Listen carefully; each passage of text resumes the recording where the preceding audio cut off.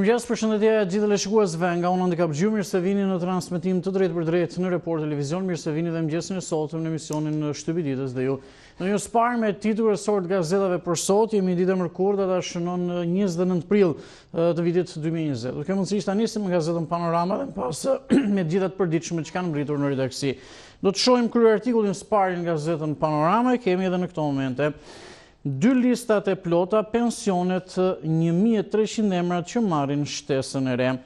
Zbardhen 2 vendimet e fundit të Institutit të Sigurimeve Shoqërore me emrat e metalurgëve, naftetarëve dhe të minatorëve që marrin shtesën e pensionit.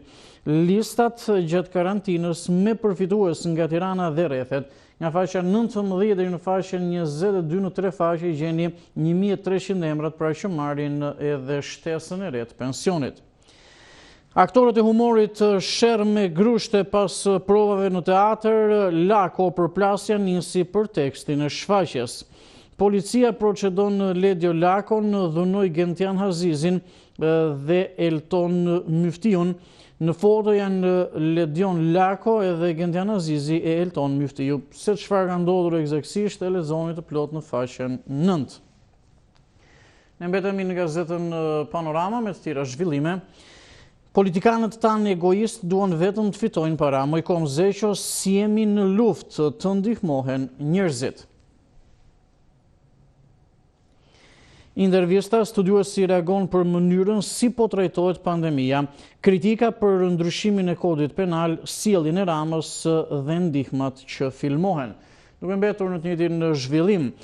Miratohet akti normativ për faljen e gjitha gjobave, por qeveria nuk e di sa para po amnistohen. Dentisti tregon si po i kuron pacientët me telefon, çfarë vendosën për rastet në emergjencë. Shkon në 30 numri të vdekurve nga virusi, plagoset punëtori pas sherrit për pagën e luftës.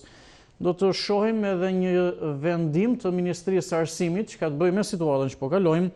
Çfarë ndodh me universitetet, vendimi i plot si do mbyllet viti shkollor, në klasa vetëm maturantët, s'ka provime lirimi dhe fest abetareje. E gjeni në brendësi në foto është Ministre e Arsimit dhe Sportit Besa Shahini. Gjitha këto zhvillime se përket situatës si lexoni në faqe 8 dhe 9 në foto kryesore është edhe studiuesi Mojkom Zeqo.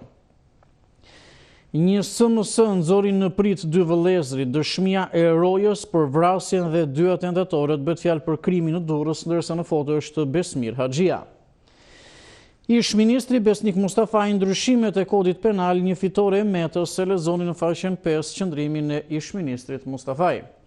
Hetimet konflikti për pronën, zbardhet vrasje 2 fish në Lezhë, në foto është një prej viktimave Kol Murani. Në brendësi, në faqe 18-19 do të jetë një sy edhe opinioneve dhe analizave në numrin e ditës së sotme. Jemi në këto momente me ato se çfarë shkruan Selami Xhepa, e kemi edhe në ekran. Një plan për ekonominë dhe jo një tjetër paket. Pra një plan për ekonominë dhe jo një tjetër paket. Selami Xhepa shkruan ndër tjera, për rreth 2 muajsh jeta ekonomike dhe sociale janë paralizuar, jo vetëm në Shqipëri, por në nivel global, duke konsideruar një shpërndarje proporcionale në krijimin e pasurisë gjithvjetore të vendit dhe duke faktorizuar sektorin bujqësor dhe agroindustrial që kanë funksionuar, të themi në kushte normale, edhe sektorin e shitjeve me shumicë dhe pakicë për këtë kategori produktesh, në vetëm 2 muaj ekonomia e vendit mund të ketë humbur rreth 1 miliard euro, duke bërë një aritmetik me 5 gishta, shkruan ndër tjera pra Selami Xhepa në lidhje edhe me situatën ekonomike. Po në faqen 17 gjejmë një tjetër opinion që kemi në ekran edhe që vjen nga Redi Shehu. Covid-19 një ndryshim në të kuptuarit ton për ndryshimin. Pra Covid-19 një ndryshim në të kuptuarit ton për ndryshimin. Vetëm disa javë më parë, askush nuk mund të imagjinonte se jeta në të cilën qem zhytur tërësisht me gjithë kompleksitetin dhe kontradiksionin e saj, thjesht nuk do të ekzistonte më. Gjërat kanë ndryshuar rrënjësisht dhe zbrastia e qyteteve dhe shteteve tashmë pasohet nga zbrastia e shpirtrave të trembur ndaj së ardhmes së panjohur, shkruan ndër të tjera Redi Shehu. Në faqet 16 kemi edhe 2 opinione tjera, tek cilat do të jemi të fokusuar. Së pari kemi në ekran ato se çfarë shkruan Leonida Mërtiri. fundi dhe fillimi i një koalicioni të ri. Është një shkrim se përket situatës në Kosovë nga Leonida Mërtirin, fotja në Albin Kurti dhe Isa Mustafa. Edhe së fundmi, nga Rezarta Reso, keni mundësi të lexoni, u bë edhe një emision për Jusuf Vrionin. U përrota përsëri kur prita të vazhdonte emisioni për Jusufin dhe të dëgjoja më shumë për të nga miqtë e tij. U përlota që Jusufi i ëmbël, i mirë, Jusufi erudit, Jusufi kavalier, Jusufi mençur që thjeshtësia e bënte ta ndjeje mik sapo e njihje, nuk pas kësh pasur miq të vërtet përveç një francezi. Pash ziliqar, dëgjova broçkulla, ca këngë franceze dhe gati më iku mendja kur miku Mingu Shtpiro Milkani u shpreh se libri kujtimeve të tij nuk kishte ndonjë vlerë të madhe. Me opinionet dhe komentet e ditës sotme përfunduam gazetën Panorama, numrin e kësaj të mërkurë, edhe do të ndalemi në këto momente në gazetën Mapo. Gazeta Mapo është e radhës, do të shohim së pari zhvillimin kryesor. Jemi edhe në ekran me gjitha detajet gazetën Mapo. Alarm në Organizatës së Kombeve të Bashkuara dhe Shqipëria, Rama më autokrati i pandemisë. Michelle Bachelet, komisionerja e lartë për të drejtat e njeriut në Organizatën e Kombeve të Bashkuara, ka ngritur shqetësimin se masat anti-Covid po përdoren si një armë nga lider autokrat për të shtypur popullsinë dhe cënuar demokracinë. Në Shqipëri ka një të zgjatje të këtyre masave dhe kryeministri është akuzuar se po e përdor situatën për të rritur pushtetin e tij personal. Në një komunikim me gazetën Mapo, Arben Imami, Marko Bello dhe Kastrioti Islami konkludojnë se Edi Rama e ka trajtuar situatën më keq se çdo autokrat tjetër. Të plotë lexoni në faqen 3 edhe qëndrimet pra të Arben Imamit, Marko Bellos dhe Kastrioti Islamit. Kemi rubrikën Histori, ashtu si ferri Dantes, komunizmi ka nivele të ndryshme të tmerrit, e lexoni në faqen 13. Tenderat sekret KLSH pra kontrolli i lartë i shtetit, grup pune për të shqyrtuar shpenzimet për Covid-19. Me urdhrin e kryetarit të KLSH, si institucioni ka nisur regjistrimin e rasteve të denoncuara në media për abuzimet me fondet publike, të cilat do të jenë objekte auditimi në vijim. Apeli shtyhet gjyqi për Semir Tahiri nuk është çështje e ngutshme. Gjykata e posaçme e apelit vendosi të shtyjë për më 13 maj seancën gjyqësore të ish-ministrit Tahiri, bazuar në masat kufizuese të aktivitetit të gjykatave. Lexoni në faqen 5 çfarë ka ndodhur eksaktësisht. Opozita propozimi mazhorancës për uljen e pagave kriminal. Bardhi përmes Ilir Beqajt, ministrit të tij më të diskredituar si të korruptuar, Edi Rama propozon uljen e pagave në sektorin publik e privat si mënyrë për të furnizuar qeverinë me para. Lexoni në faqen 4 iden e Ilir Beqajt edhe reagimin e Partisë Demokratike. Kemi suplementin Mapo ide, intervista, Jürgen Habermas, na duhet ta njohi më mirë paditurinë tonë. Forum Bashkimi Evropian do të shembet nëse nuk mbështet më të dobtit. Vjojmë me pjesën fundore në këto momente të gazetës Mapo. Debati në Kosovë kërkuan të futej në karantinë, a u ul në Tiranë avioni Pacollit. Pacolli pas 2 muajsh karantinimi së bashku me familjen time në Zvicër në asistencën shëndetësore, diçka që u dëshmova me dokumenta më pengojnë të vi në Kosovë. Vendimi shkollat hapen 3 javë për maturantët, të tjerët mësim online. Ministri i Arsimit Besa Shahini tha se viti shkollor do të mbyllet në qershor. Për klasat e parë deri në klasën e 11 mësimi do të vijojë online deri më 29 maj, maturantët në shkollë nga 18 maj deri në 5 qershor. Augustin Paloga shkruan komentin me titull Dëgjimi selektiv i miqve të Kosovës. Një tjetër opinion, mjellma e zezë nuk është pandemia, por mbyllja prej saj. Gentian Gaba shkruan Faktori Basha. Mbrëmja së hënës ofroi një duel në distancë midis Edi Ramës dhe Lulzim Bashës, të ftuar në 2 ekranet ndryshme, secili prej tyre po trajtonte çështjen e Covid-19 nga pozitat politike që mbajnë në këtë moment. Për krah krahasimit mbi shikueshmërinë, Lulzim Basha udhëhoqi garën me ndjekësit që kishte përgjatë emisionit. Ishte e pamundur që shikuesit të mos goditej nga kontrasti i fortë midis 2 prej protagonistëve të jetës politike shqiptare. Nga njëra anë Rama, i cili adresonte qytetarët i mbyllur në vilën e tij me trajta bunkeri, me pamjen e një administratori rrjetesh sociale me pijama, ndërsa nga ana tjetër Basha, i cili shkëlqeu në normalitetin dhe formalitetin e tij institucional, një përplasje botkuptimesh, e cila në trazim që pandemia do t'i jap edhe politikës shqiptare, ngjason me një paradhënie nga një ardhmë jo aq e largët, në të cilën modeli përqafuar nga kreu i opozitës të plot, pra mund të lexoni në faqen 7, faktori Basha, shkruan Gentian Gaba. Do të kemi mundësi që të lëm pas edhe gazetën Mapo në këto momente, e vijmë pastaj në Shtypit me gazetën Tema.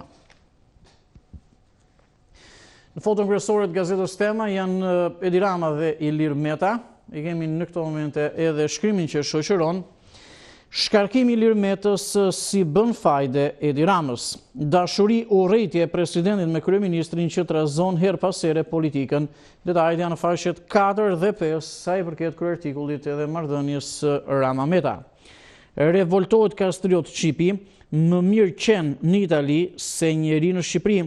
Rini ju idiot, në shtëpi e votoni Ramën. Mund të lexoni në faqen 7 çfarë thotë regjizori kastriot Shtypi. Ndëron jetë nga koronavirusi në Shtetet e Bashkuara të Amerikës, publicisti i njohur shqiptar dhe bashkëpunëtor i Temas. Publicisti dhe intelektuali Ilir Hashorva ka ndëruar jetë në New York për shkak të koronavirusit në moshën 79 vjeçare. Intervista me Ilia Leka ju tregoi peripetësit me sigurimin, arrestimin e babait, letrat kërcënuese Enverit, arratisjen në Greqi dhe protestat para ambasadës. Në faqet 10-11 është si çdo ditë pra rubrika dosier. Ç'mund të na mësoj Dubrovniku, super qyteti kroat i ndërtuar rreth karantinës. Lexoni në faqet 12-13. Rubrika e përditshme Antena brenda familjes, shkencëtari Taulant, një studim të ri shkencor për mbylljen e shkollave. Thellohet skandali në Sarand, babai pranon abuzimin seksual ndaj vajzës. E lexoni në faqet 6 dhe 7 këtë histori pra që vijon prej ditësh. Në faqet 8 dhe 9 do të marrim pak opinionet dhe komentet e ditës sotme. Janë 3 opinionet pasqyruara në brendësitë gazetës Tema. Lorenz Vangjeli shkruan Rama e Meta me Bashën në sfond, dashuri e re mbi urrëtiet e vjetra apo fabula e vjetër e hallit të ri. Ndër të tjera, Lorenz Vangjeli në këtë shkrim komenton. Firma e Metës në dekret dhe ca komplimente nga larg të Ramës për Metën ishte plotësisht e mjaftueshme që ata që e brohorisnin deri dje Metën si heroin e luftës kundër uzurpatorit në qeveri, t'i veshin në çast mantelin e tradhtarit. Të plotë e lexoni në gjithë faqen 9. Nga Artura Jazi mund lexoni nxirrini milionat dhe ndihmoni hallexhint. Pra nxirrini milionat dhe ndihmoni hallexhint. Artura Jazi në lidhje me këtë shkrim ndër të tjera komenton.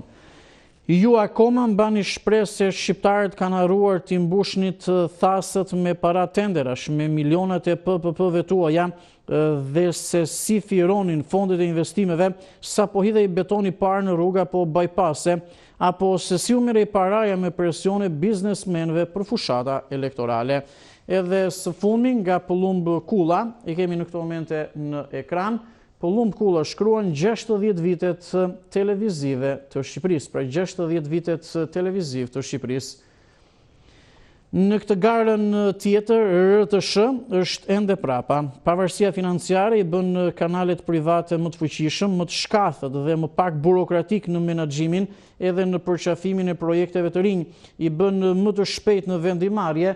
Këto e ka pasur të pamundur dhe ka të vështirë 60 vjeçari ynë. Pra, është një shkrim sa i përket radio-televizionit shqiptar. Sot televizioni i vendit tonë mbush 60 vjet nga themelimi i tij. Edhe lexoni në faqen 8 çfarë shkruan në lidhje me këtë fakt Pëllumb Kulla. Ishte gjithçka edhe për gazetën Tema. Do të kalojmë tek koha jon. Do të jemi njërë me kryertikullin në gazetën Koha jon dhe pas zhvillimet e tjera kryesore. E shohim këtë të përditshme, ish ministri i Partisë Socialiste Beqaj të shkurtohen pensionet. Petrit Vasili tha për Koha jon se një qeveri e majtë, siç pretendon se është kryeministri dhe ish ministri Beqaj, duhet të ndihmojnë pensionistët, duke u rritur pensionin, duhet të ndihmojnë shtresat në nevojë, si dhe të përkrajnë biznesin e vogël e të mesëm, e jo të japin PPP, koncensione dhe tenderimi nga buxheti i shtetit vetëm oligarkëve me të cilët vjedhin votat e shqiptarëve. Ulja e pagave dhe pensioneve mund të shikohet nga mazhoranca si një zgjidhje e shpejtë për buxhetin e shtetit, por realisht do të sjellë probleme direkte në ekonominë familjare, duke çuar në shkatrim të mirëqenies së çdo shqiptari. Një skemë e tillë e grabitjes së lekëve, të rrogave të administratës dhe të qindarkave të pensionistëve është kriminale nëse qeveria dhe në zbatim, siç propozon ish-ministri i Partisë Socialiste. E lexoni të plotën faqen 3, pra ish-ministri PS Beqej shkurtohen pensionet, diçka që ne kemi diskutuar edhe dje në program. Vjojmë me gazetën Koha Jon. Mjekja e njohur Anika Dokle shpërthen kundër Ramës dhe Beqajt, nuk u dolën koncesionet, duan edhe pensionet. Në foto është mjekja Anika Dokle. Letra për KLG dhe gjykatën e lartë, presidenti Meta, Dvoranit i ka mbaruar mandati, duhet zvendësuar. Ish-ministri i jashtëm Besnik Mustafaj, ndryshimet e kodit penal, një fitore e Metës. Kryeministri në detyrë i Kosovës, Albin Kurti, i dërgova letër Edi Ramës, por nuk mora kur përgjigje. Deputeti Gjuzi, koronavirusi është mashtrim, qytetarët të dalin nga shtëpit pa lejen e Ramës. Vendimi i qeverisë Besa Shahini, shkollat hapen vetëm për maturantët të tjerët mësim online. Analiza Arjan Vasjari, Meta është korrekt nga pikpamja kushtetuese.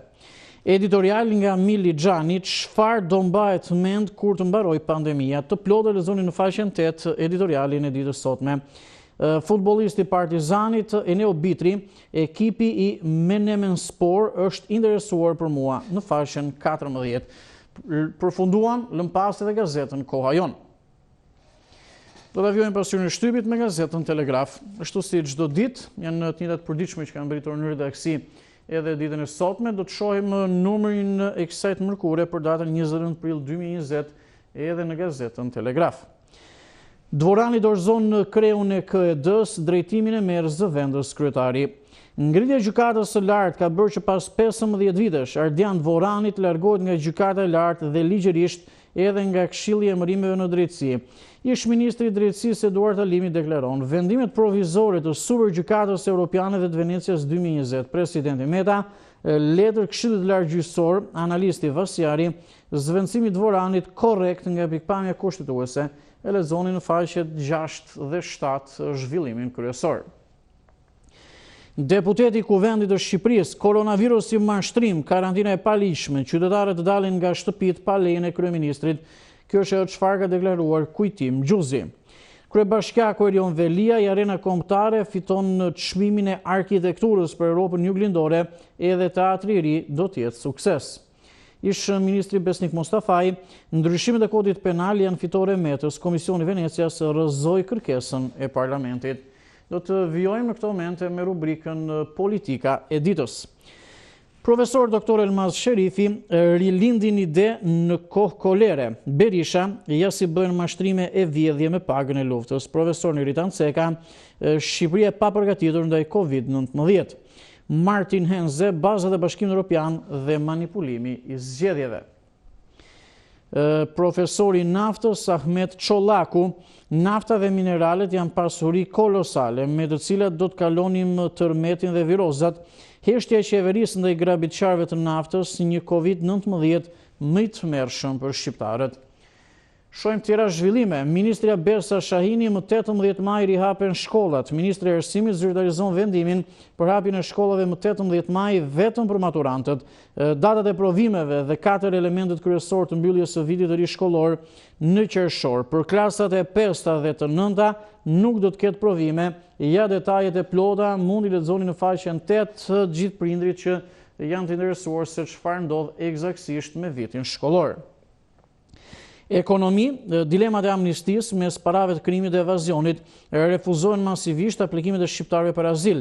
Kriza e OSHE, thellohet borxhi me 72 miliard lekë. Këto zhvillime gjeni në faqet 10-11. Kemi rubrikën Mozaik dhe aktualitet. Profesor Bardhyl Çipi, figura e Trockit, denoncimi i Traktatit të Londrës, dashamirësia për Shqipërinë. Skënder Seferaj, ish ushtarak, stërvitet ushtarak edhe takimet me Mehmetin, Ballukun dhe Hito Çakon. Albert Habazaj, botimi i parë historik për luftën e Vlorës, Mojsi Dalipi, trofet e Muzeut Sportiv të familjes Zeneli.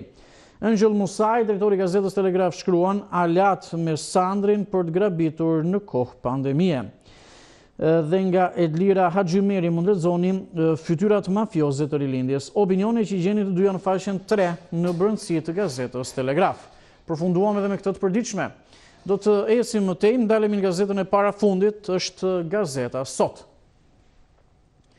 Ne kemi gazetën Sot në ekran. Zbardhet letra që nxjerr zbuluar Ilir Metën, kërkon largimin e Dvoranit dhe zvendësimin e tij me Vitore Tushën, ja manovrat për kapjen e gjykatës kushtetuese. Mund ta lexoni të plot në faqet 2 dhe 3.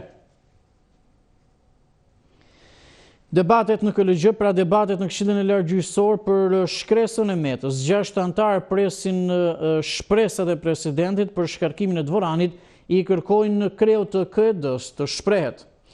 Koronavirusi mbyllet viti shkollor dhe ndryshon buxheti, zbardhen kategoritë e naftëtarëve që do të marrin pagë lufte, ja vendimet e plota.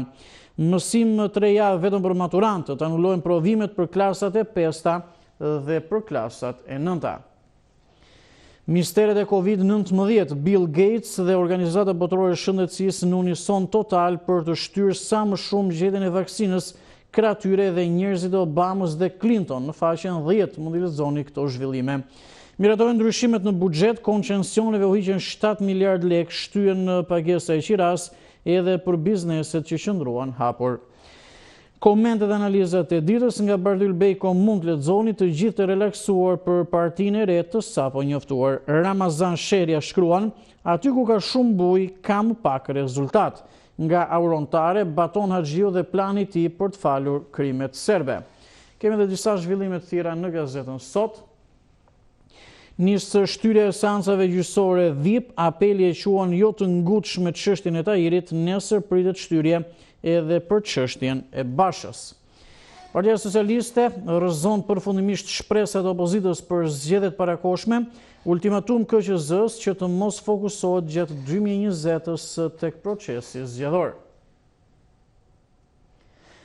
Situata e Covid-19, 14 personat infektuar në 24 orë dhe një viktim dronjet edhe e moshuara që mposhti virusin. Qeveria ndryshon procedurat e tenderave për Covid-19, ja si prokurimet me negocim do të zhvillohen nga Agjencia e Blerjeve të Përqendruara. Edhe së fundmi nga Bardhyl Shtypi, defektet në autopsinë e Trockit dhe shkrimet e tij për Shqipërinë. Nga Bardhyl Shtypi e lexoni të plot në faqen 18. Ne do të kalojmë së fundmi tek Panorama Sport. Marrim edhe zhvillimet sportive të ditës, çfarë situate kemi në fakt me sportin në vend, kur mund të rifillojë. Gjithsesi, shohim së pari kryartikullin në gazetën Panorama Sport. Vendimi, Federata Shqiptare e Futbollit do jap një pagë tjetër për futbollistët. Ekskluzive parat e UEFA-s, 3.2 milion euro do të shkojnë për stadionin e Kukësit. Shefi i garave, presim qeverinë për kampionatin, ja direktivet për kontratat. E lexoni në faqen 3. Speciale, Terminatori Batha, Tirana ka një lider të ri për titullin. Në fotosh pra futbollisti Idi Batha, analiza Tirana dhe Kuksi luajnë mbrapa, Partizani dhe Skënderbeu dominojnë nga krahët.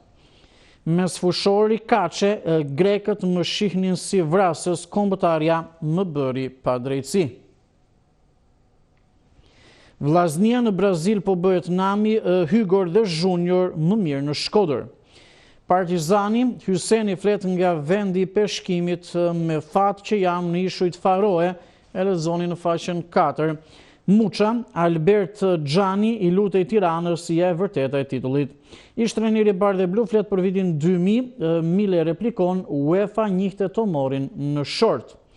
Problemet 6 lojtarë jashtë kufive ankth tek ekipi i Skënderbeut. Shumë të zhvillimet nga sporti evropian në këto momente. Koronavirus, Gjermania e Anglia janë gati, Franca ulqe penat. Kampionati francez është ndërprer, do të rinisë në shtator, por sezoni i ri në Gjermani dhe Angli duket se janë gati për rifillimin e edicionit futbollistik. Mercato, Bayern se lëshon Dybalën, Juvia do Arthur dhe Zapata. Milan, Ibra në formë super, Rebic ka më ruajtur shumë gola. Real Madrid, Zidane, trajneri fitues që pret koka talentesh. Mercato, Lautaro Neymar, Barcelona një sondazh të ri e gjeni në faqen 21. Ishte gjithçka edhe në Panorama Sport dhe kjo ishte gjithë pasqyra e Shtypit për ditën e sotme, mërkurë 29 prill i vitit 2020.